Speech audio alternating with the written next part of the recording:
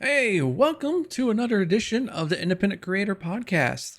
Tonight, we're actually going to slow things down a little bit, take a look at being more patient and trying to, move people from the social networks of everywhere to or the Fediverse. So, and we're also going to take a look at why bringing everybody to them may not be just a good idea or might be a bad idea. Let's talk a little bit more about that later. But right now, we're going to look at why bringing people into the Fediverse is actually good and bad. But the point is that growth. So actually, let's take it back. Quick upswings of massive flooding into a Fediverse, as we saw back in, what was it, 2020, 2019, 2021, when Elon Musk first took over Twitter at the time. There was a big, massive swell or a wave of people coming into Mastodon. And of course, it caused a lot of issues with the servers weren't designed or weren't, built or weren't ready for all these people coming in. And then servers crashing out, the people being confused and frustrated. It's like, why I had to pick a server? I can't just click go and post my breakfast. It's something where the mindset at the time was everybody was so used to centralized networks like Twitter, Facebook, and they were only just associated to that social network feeling of those old networks to this new and weird way of actually communicating with other people that essentially they were using a flavor of the Fediverse before, which was email.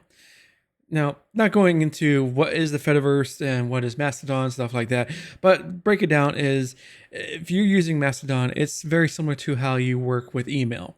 You would create an email, send it to someone that's over on Gmail, they would receive it, but you have a Hotmail account or MSN, whatever, AOL.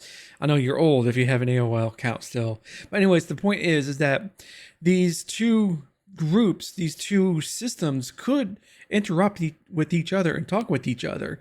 You don't have to be a Gmail user to talk to other Gmail users. It was like that in the past. That we're talking like early days. But anyways, the point being is that with the Fediverse, it brings these multiple servers together and to share communication between them is something that makes the Fediverse great.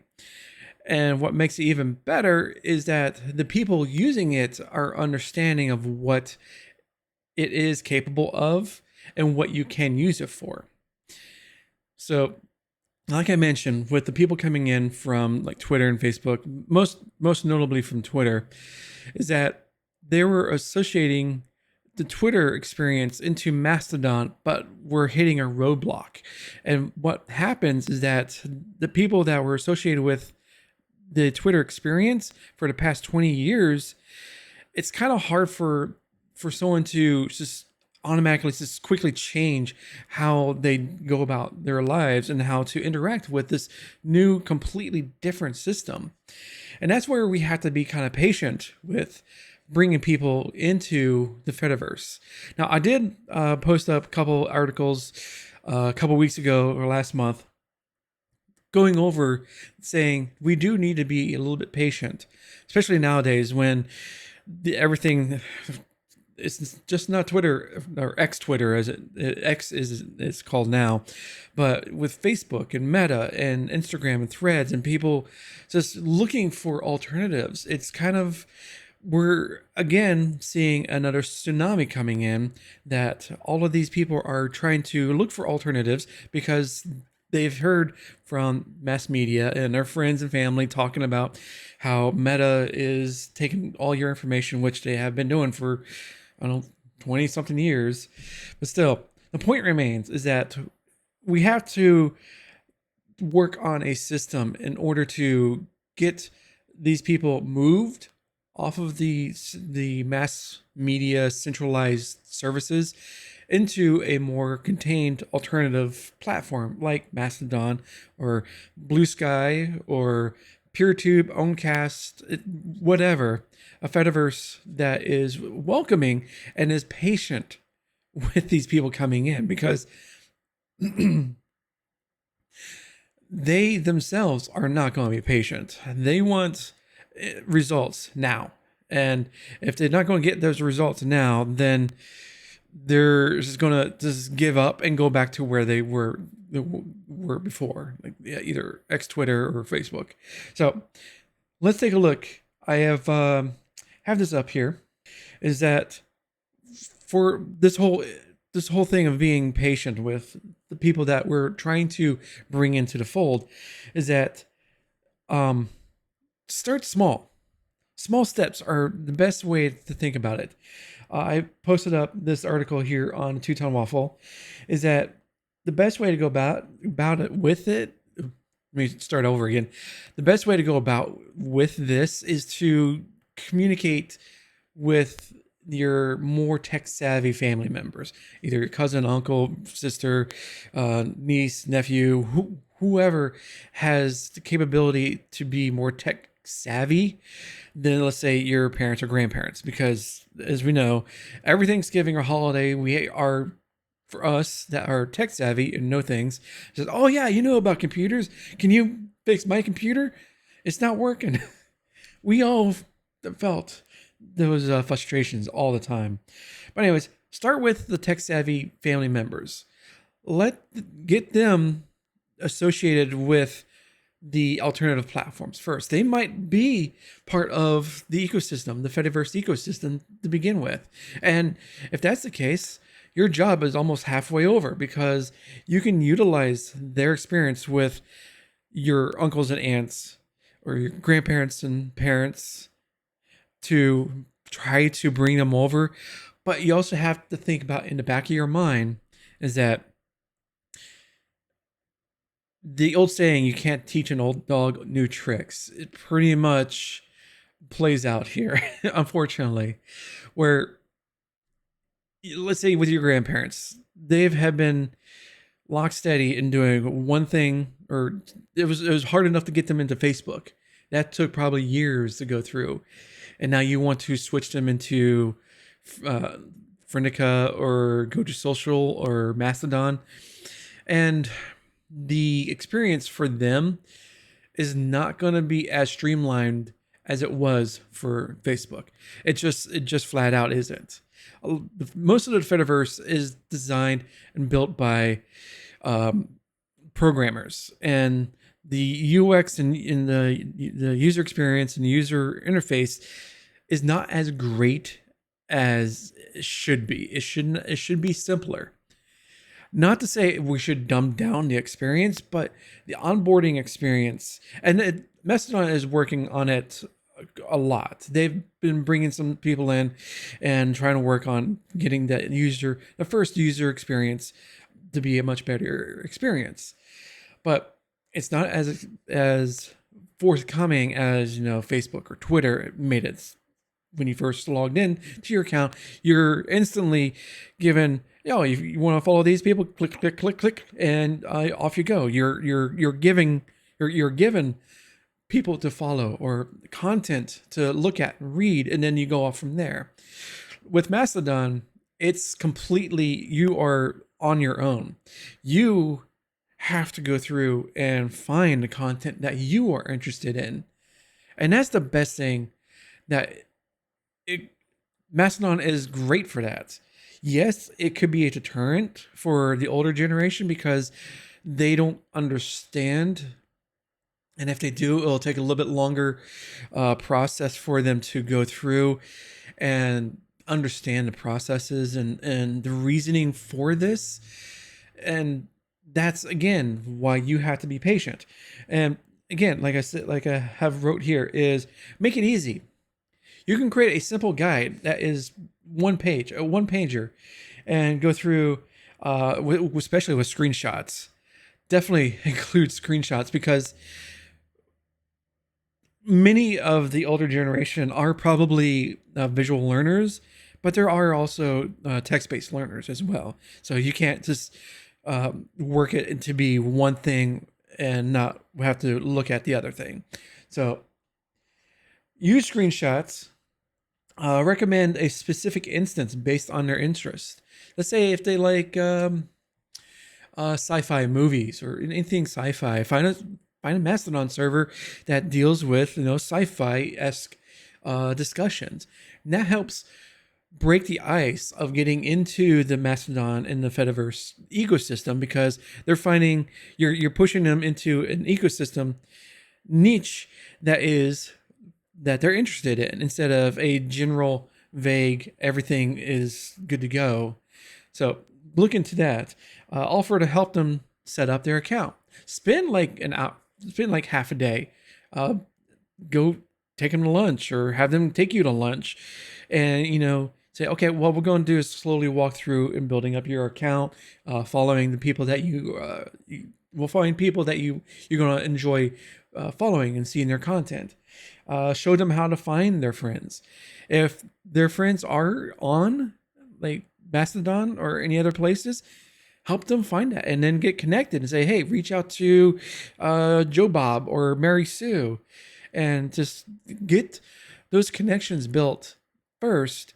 And then at a later point in time, when they start asking you questions like, oh, how do I post alt text? Okay, well, I'll show you how to do that. I'll upload your image, hit the button that says alt text or enter alt text, and put it in, and just try to get them into a slow progression of using these systems. And then teach them the basics of boosting and following. And most of us don't understand, or I shouldn't say don't understand, but think of not boosting, but the hitting a star on a post, especially in Mastodon, as, oh, it does nothing. Well, technically it doesn't, but it does tell the original poster that someone has enjoyed that content, that piece of content, that someone had hit the star. It's not going to be like hitting like and everybody's going to be like, oh, this post got like 60 bajillion likes, it must be good, right? No, it's completely the opposite case. Who cares about the star? The only person that cares about the star is the original poster. And that's great. It shows, like I said, shows that someone's cared and say, oh, I like this post. It's even better when you hit that boost to boost it out to your feed in your network. And that enriches the original post content to a wider net of people looking at things of your content, and to gain interest into that content and say, oh, yeah, that's good. I see more of that. And then hit follow, and then you get a new follower, and then it just works out for the best. Again, people worry about losing touch with their existing networks, and we'll show them how they can go about it. Cross post between platforms during a transition. This is a great thing that you can take your content from Mastodon and share it out to Facebook or Twitter, if you want. If you're still on those platforms, do that in order to say, hey, I am slowly transitioning from using X or Facebook as my main primary platform to this new platform. And I would wish you would join me on this journey. And if people don't, that's okay. Who cares?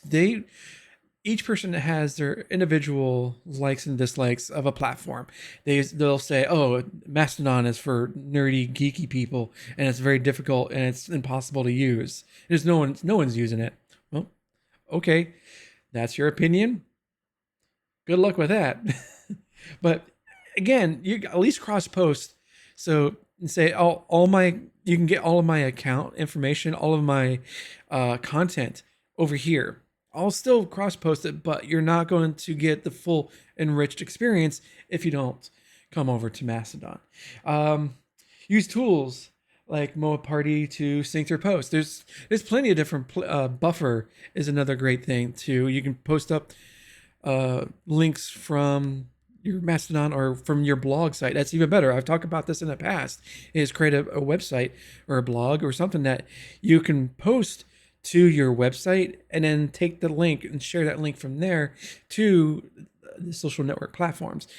You can do that through Buffer and other platforms, services, I should say, as well. And still keep the old accounts while building the Fediverse presence. When I first moved over to Mastodon, I did leave my account going probably for about like 2 weeks. But other than that, after that, I said, you know what? Kill it.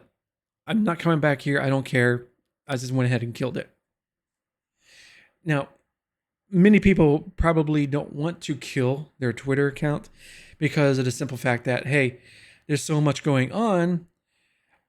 Still, through X, unfortunately, a lot of brands and large initiatives still use X for some strange reason, but that's their initiative, and we'll talk about that in a later date. But anyways, you can still, if you still want to have your account there, that is totally your prerogative. It's, you just have to have the understanding that when people look at that and say, oh, you still support X, even though all of the bad stuff that has been going on and is still continuing to go on, and you're associating with that, you just have to understand that you'll have that connotation tied into your X account. Let's, for example. So keep that in mind so you're not hit with a surprise left hook from, oh, so you're on X, so you're a Nazi as well. No, it's just some people in some groups and some companies are taking a lot longer to figure out where they want to lead their social media team, where they want to go to find a new home. It's not a quick turnaround. So keep that in mind. Again, like this episode is, be patient. So that's just some of the options. And you'll find, I'll have the link to this article in the description and the show notes on the podcast here. So again, like I said, be patient with how people react to your interactions with them and other people associated on these troublesome platforms, I should say. Another thing to be patient on is moving people from the live streaming platforms. I know a lot of people are still loving Twitch. Don't get me wrong, Twitch is a great place for the live streaming aspect, and it has a deeply ingrained culture for, let's just say, chat culture of viewers watching their favorite streamers over there. You're not going to get all of your viewers to be able to easily move to another platform, say YouTube or PeerTube or Beam or Moonbeam or Owncast. It's going to take a lot of work, and unfortunately, a lot of your audience is going to stay on Twitch. So one thing you can try doing is multi-streaming. This is what I do. I multi-stream to Twitch, YouTube, our Owncast server, and Beam, and I'll probably redoing or resetting up our PeerTube live streaming system as well, because we do have a PeerTube instance. So I live stream to 4 to 5 different places at the same time, and make it easier on myself using Social Stream, which helps combine the chat from all of these places into one place. And usually I'll have the chat show up right here. And people on Twitch can see what people on Owncast are saying, and vice versa, or from YouTube to Owncast, or from Beam to Twitch. So it's just one of those things where you have to do a slow transition. You just not say, okay, starting tomorrow, I'm only streaming on Owncast. You're saying that to the people on Twitch, and people on Twitch would be like, oh, so you're giving up Twitch? Okay, I'll guess I'll find another streamer somewhere. So you have to do this kind of stuff in stages, long rollout. We're not talking like maybe a week. We're talking like months of doing this process over the course of several months. Say, hey, okay, so we're going to start cutting out the Twitch stream for the next 2 weeks, and we're just going to be streaming on Owncast. And by that time, hopefully, most of your viewers have made the change over to Owncast, which is a great service, and I highly recommend it as an advocate for Owncast. But again, you're going to have those particular people that are solely within the Twitch bubble. They will not go anywhere else. Even if Twitch dies within like tomorrow, they would be extremely upset, and they'd be like, well, I guess I'm not watching anything. I'll just go watch my usual YouTube videos I usually do, not understanding that the people that they used to love and their favorite creators are still streaming. They're still making content other places. They don't care. It's just the cultural mindset of how Twitch has been ingrained in these viewers' brain space that that's all they know and that's all they care about. And that's perfectly fine. Don't chastise them. Say, oh, you Twitch peasants, whatever, like the PC Master Race meme and stuff like that. But take some time and set things up. Say, hey, we're doing an experiment. Hey, if you want to watch this on ad free without creating a sub or needing a sub, go watch on Owncast. And the experience is night and day, because you don't need an account for Owncast. All you do is this, you have your generic name that comes up, especially if the person who created the instance has set that up or made that determination, or they create names, like a set of names to go through for people who come in, randomly get a name. And they can associate a Fediverse account with it. They don't have to. They can just, hey, this is who I am. I'm a Flying Valkyrie or whatever, whatever random terms you get. But anyways, give them the option and slowly get them into knowing about the option every stream. So for my case, I haven't done it as much, but what I would say to people is say, hey, thanks for coming in. Tonight we're going to be playing blah blah blah. You can also watch me ad free, even though Twitch doesn't want you doing that. You can watch me ad free over on Owncast or on YouTube or PeerTube. I have several options. The links are right below the player, and it's available to you. If you want to watch on Twitch, great. That's where you want to watch.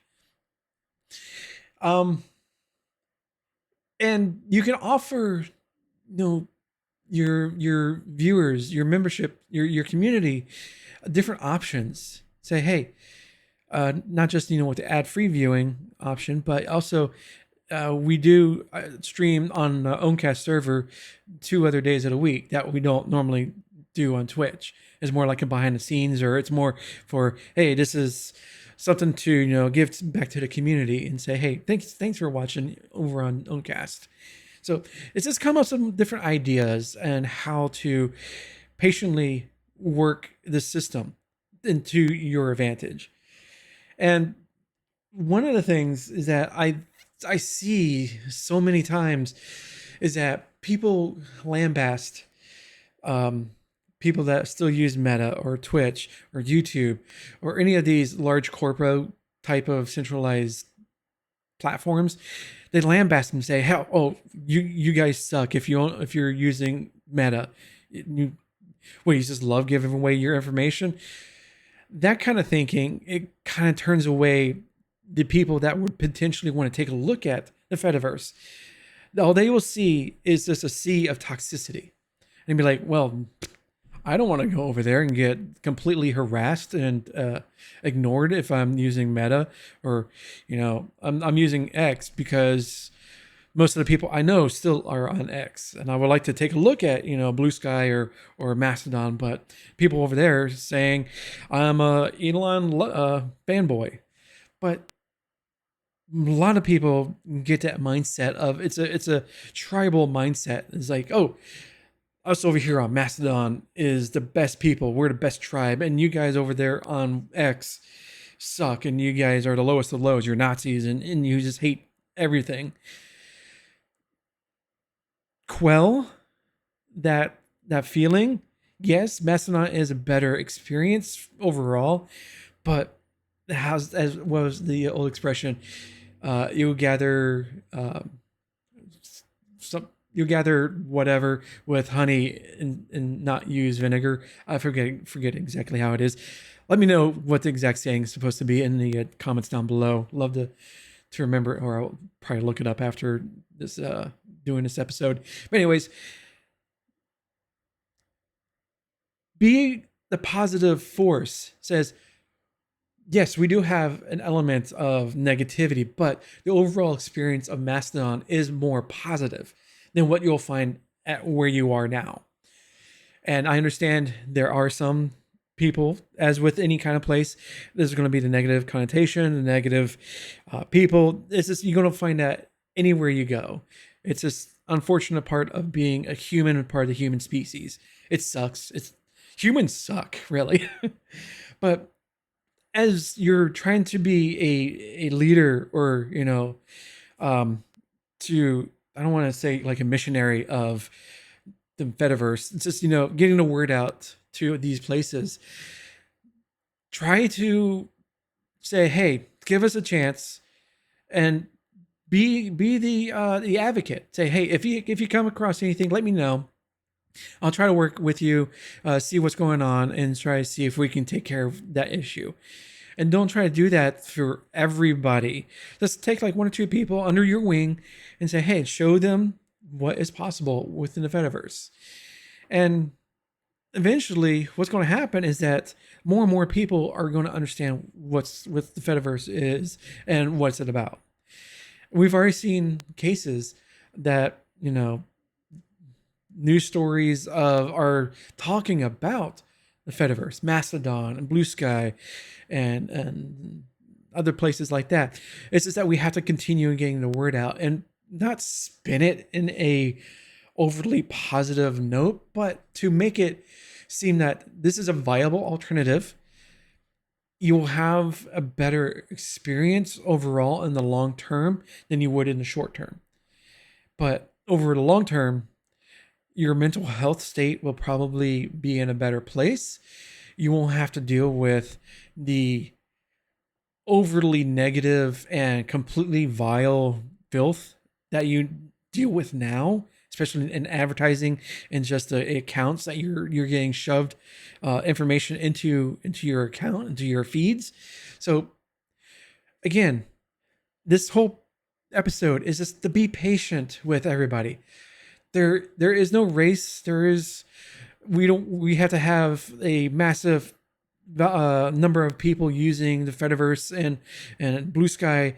We have to have so many daily active users, more than X and Meta combined by the end of 2025. And if we don't, the whole system is going to collapse. No, there is no race. It's a marathon, not a sprint.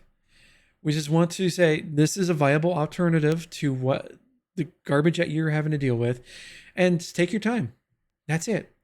Now, if you know anyone that is actually going through this process and you want to share their experience with us, do so with the comments, or go to our community, our forums at twotonewaffle.forum. That's the great place, or twotonewaffle.com is our main site. The other articles that I showed on the podcast episode here is all there as well. So with that, I'd like to say thank you for coming out, and be sure to click the like. Also, give a 5-star rating on Apple Podcasts if you would like. It will help out. Give a comment, like an emoji. It's an engagement. It helps. But with that, have a good night, and later, taters.